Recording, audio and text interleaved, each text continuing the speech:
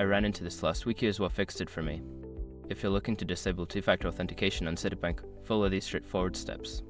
Step 1. Log into your Citibank account. Start by visiting the Citibank website and logging into your account using your username and password. Step 2. Navigate to Account Settings. Once logged in, find the Account Services or Profile section, usually located in the top menu. Click on it to access your account settings. Step 3. Locate Security Settings. In the Account Settings menu, look for Security or Security Settings. This is where you can manage your two-factor authentication preferences. Step 4. Disable two-factor authentication. Find the option for two-factor authentication and select Disable or Turn Off. You may need to confirm this action by entering your password again.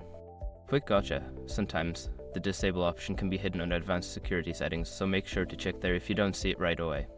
Step 5. Save changes. Before starting recovery, use the sroc.com link in the description to open the account recovery checklist generator and make sure your verification details are ready. That's it. You've successfully disabled two-factor authentication on your Citibank account. If you have any questions or run into issues, feel free to reach out.